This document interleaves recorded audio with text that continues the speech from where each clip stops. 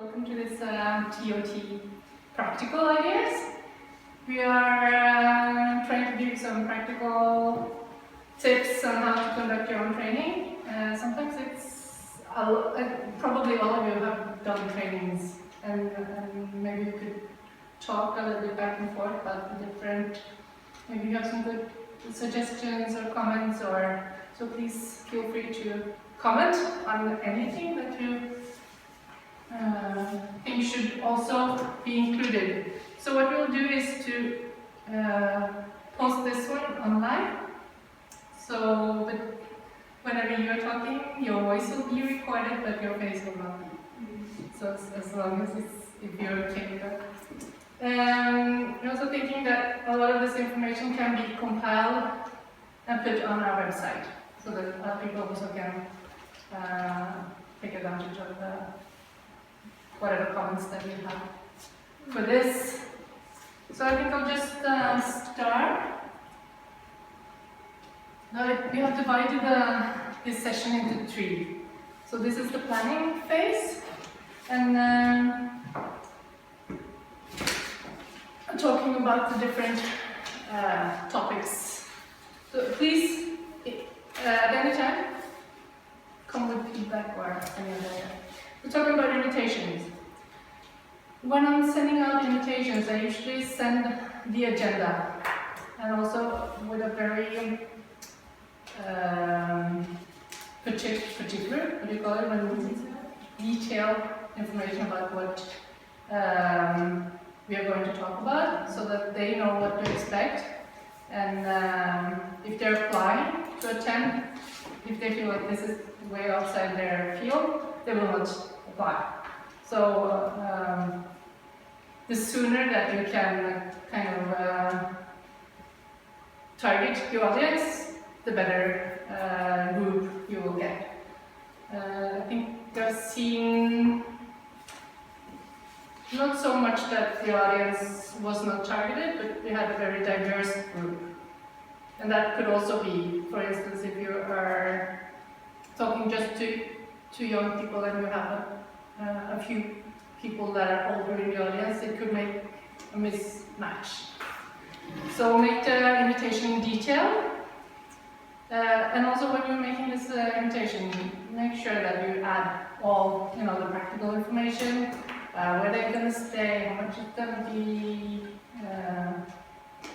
and the hours, all this practical information. That means that you will spend less time sitting writing and answering emails.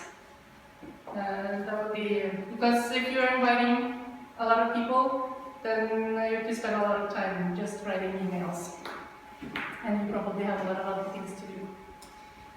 What we have done for all our trainings is that we have collaborated with local organizations. The great about this type of collaboration is that they know the field in their country, they know who to invite, they know where, they know the network, they know what place is suitable for trainings, and a lot of this very typical, what is very typical for this country. What I've experienced from most of our training is that I have made the invitation, they have forwarded the invitation to groups that they know that could be interested, and then the local organization has selected people that could benefit from the training. What we have seen in a lot of these trainings is that usually we open for 25 people. We have seen that in some places there have been like 75 applications. So you have to select the ones that will benefit the most from this type of training. We also seen that in some places a lot of public officials working in departments that doesn't really have direct connections with survivors. They would like to attend because the office is paying, or for other reasons that sometimes it can be beneficial for the organization that is organizing to have a few of these local administrative, political related people, but you should be aware of who will benefit the most from a training like this. Yeah, the local knowledge. What we also have seen is that, for example, the law enforcement is different. When we were in Sudan, they were talking about reporting in Sudan. Just until recently, the survivor could be punished if they were reporting. It's good to know these differences within the different countries, and also within different groups. You know, some groups can be more vulnerable than other groups within a society. These are things that local organizations knows. And also the local partners have asked for specific focus on things that are more important in their country compared to other places. For example, I think it was in Turkey that none of the people that they had invited could report incidences like GBV, so they kind of put that a little bit aside. Venue. If you are inviting 25 people, you should have a venue that could fit 25 people. I prefer to have an open space. Some people prefer to have tables where people can take notes. You sit by the table and take notes.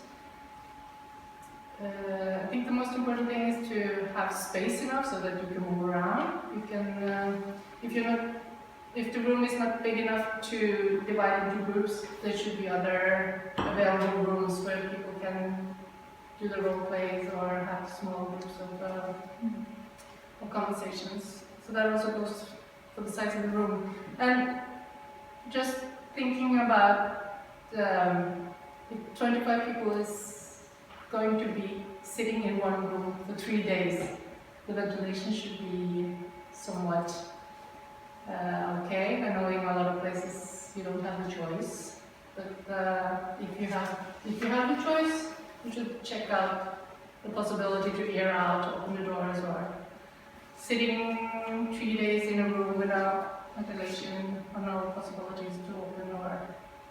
It's going to be hard.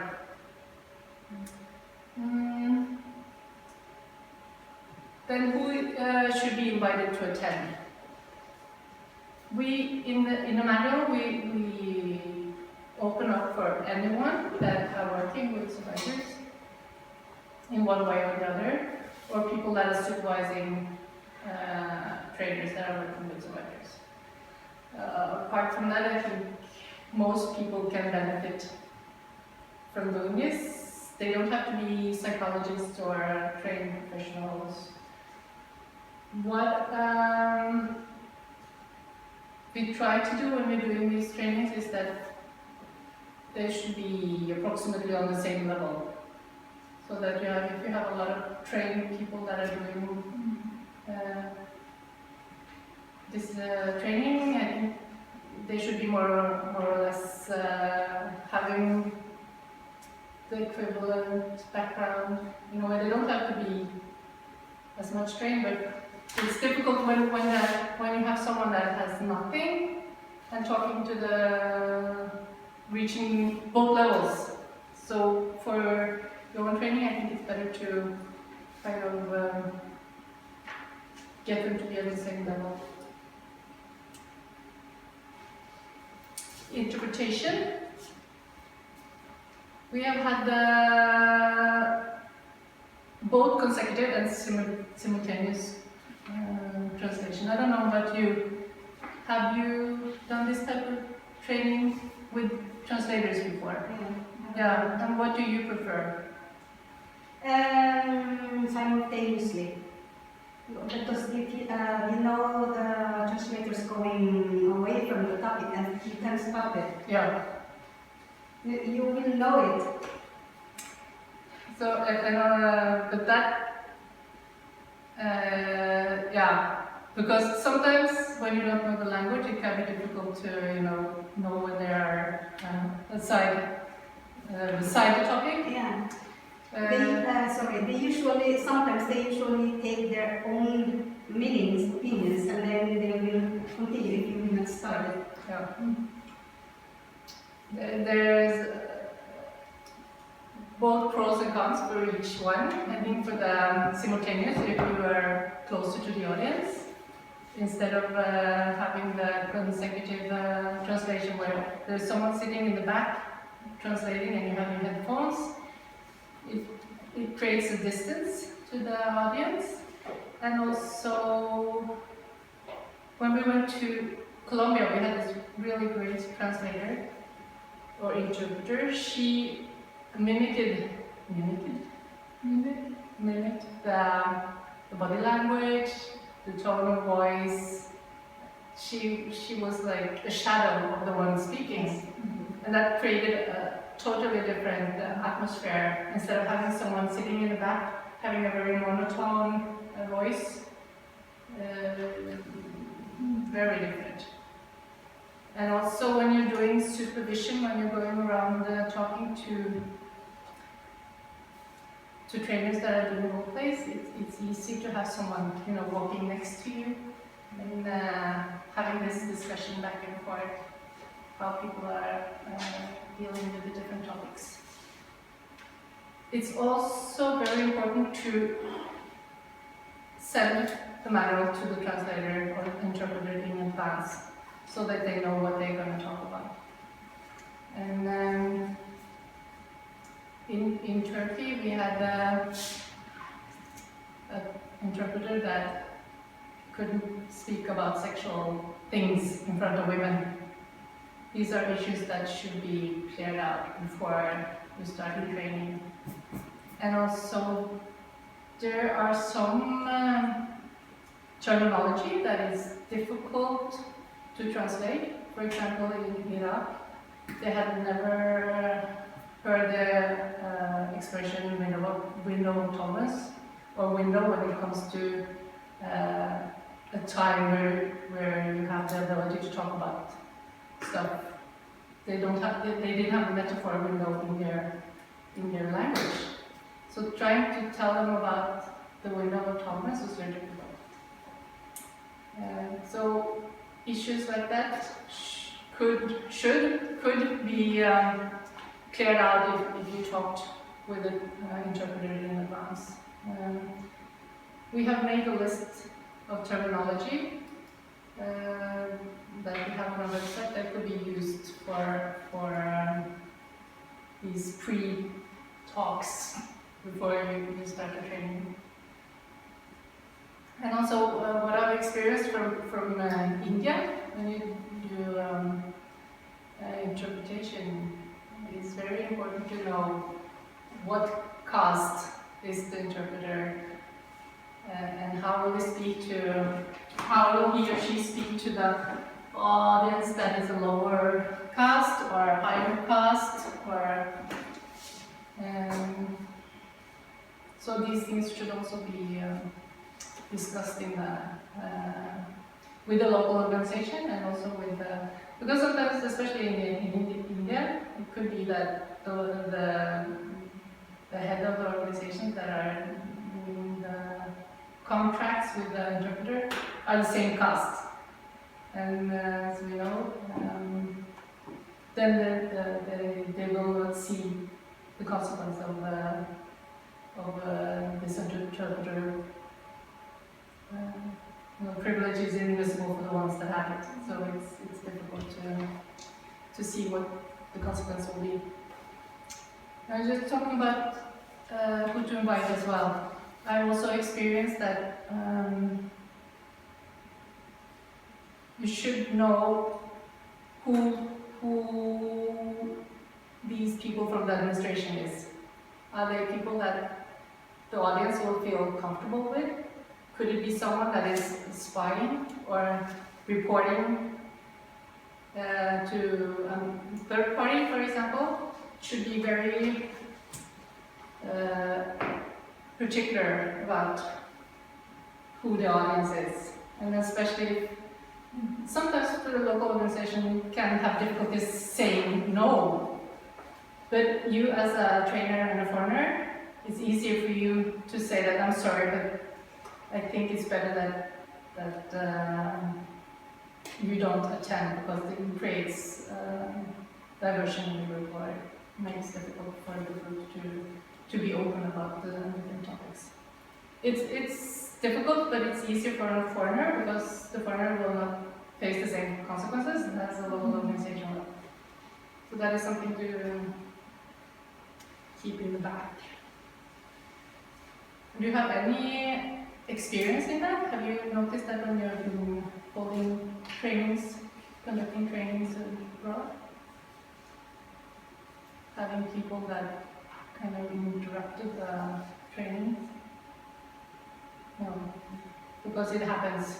So, and especially with this topic that we are talking about, which is quite sensitive. For example, in Turkey, you were not allowed to give therapy if you didn't send forward the papers to a certain department. So if the survivor didn't want to share, then she wouldn't get the treatment. So, and then if they're joining a training like this, you should be very aware of the people that would listen in to the conversations. So what we do when we have trainings, that we arrive at least one day ahead so that that we can talk with the interpreter, check out the venue, get everything, see that not necessarily the projector, maybe a flip over and pencils, and see that everything is ready for the day after. It's also to prepare yourself. One thing is the manual, but the other thing is talking with the local organization about the laws, the regulations, how is the possibilities for reporting, is it common with crisis centers, do they have shelters, what are their, for example, are there any economic possibilities to, if the survivors want to move out from their home, is it possible to get some funding from other places? And the agenda, as we have not done today, but we're going to have a break very soon, but agree on the agenda. How long are the sessions going to last? Going to have breaks? When is it finishing? So that people know what to expect. And also practical equipment. We usually don't have a projector and a computer. We just use a flipper because it creates a closeness and it's easier to make people understand things when you're doing the drawings. So they're much more, it's much more visible when you can do the drawings where people are talking and adding things. So we prefer to do flip over, or maybe a combination of flip over and if the facilities are available. So we also have, what do you call it, stick notes, post-it. We bring scarves, we bring Scotch tape. Make sure that the Scotch tape that you're using is not too strong, so that you take away paint, like here. You leave the room and it's full of marks after. It's quite embarrassing. When we had this venue once where they had redecorated everything for us for our arrival, and then when we took down the sheets of paper, we also took down a lot of the painting on the wall. So, I know this masking tape. Yeah. What do you call it? These are Masking tape. Yeah. It's it works good enough for the sessions. Doesn't have to stay. It doesn't rip off the paint.